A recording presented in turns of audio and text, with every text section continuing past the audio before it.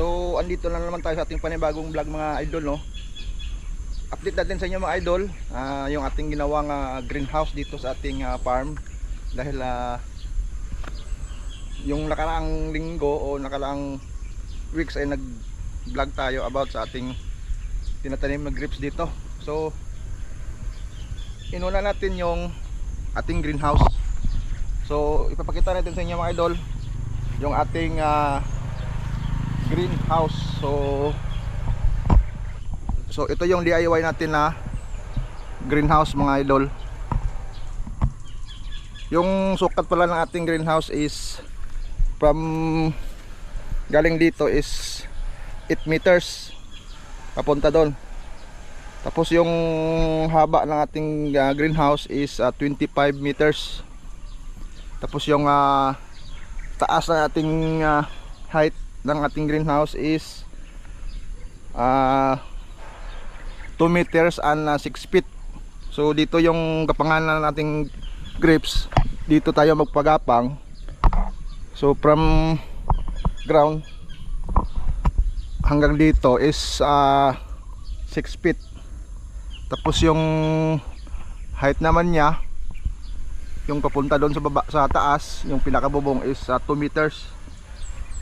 So yun yung ginawa nating pattern. So DIY lang po ito mga idol.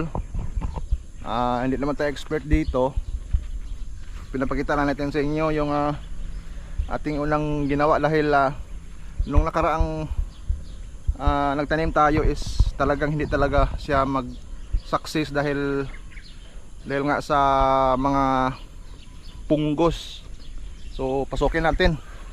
Hindi naman kasi mag success yung grapes natin mga idol pag hindi natin nalagaan ng fungicide. So dahil sabi nga natin meron tayong hindi tayo makapokus masyado dahil nga sa meron tayong kunting business.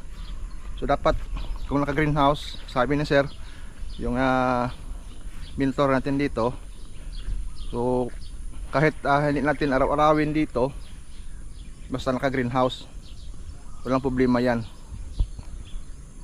So kulang na lang tayo ng UV plastic. So mag-order pa tayo sa doon sa Davao. At yung ating ginawang drip irrigation, ito na. Although yung iba hindi pa masyadong buhay, yung mga ginrap natin hindi pa masyadong buhay, pero okay lang din kasi marami tayong ginrap doon. So itong resulta nito mga bay, no? Pakita natin sa inyo yung ginawa nating drip irrigation. So ito dati wala to.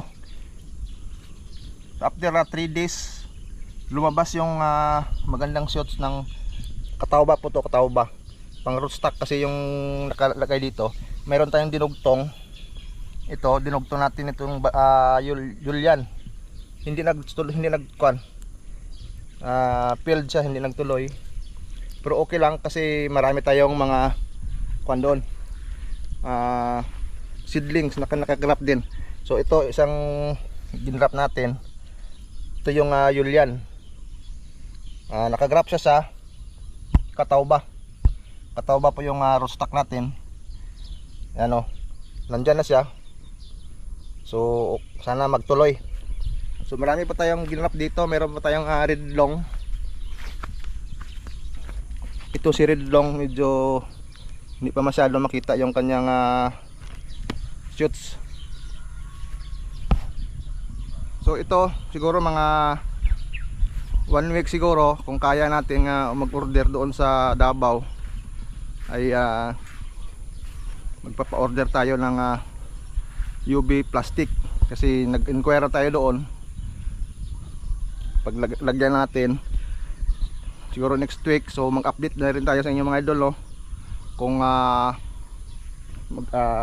magkuha tayo ng UV plastic, mag-install lang tayo ng UV.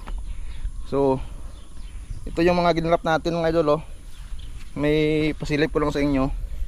Ito yung problema kung kapag medyo hindi natin na monitor yung drip, mahina siya. Yan yung cover yung kuha natin yung rootstock, at saka yan yung Everest. Ito yung Everest. So success siya. Pag ganito mga idol, pag mayroong siyang shoots dito, kasi rootstock pa to, tanggalin natin para dito yung focus ng kanyang nutrients. So meron din tayo ditong mga nakagraph na medyo malaki na. Ito, Everest. So, tanggalin natin yung mga shoots. At saka yung ating Baikonur, medyo malabong na yung kanyang dahon. Yan. So maganda yung kanya tubo ng ating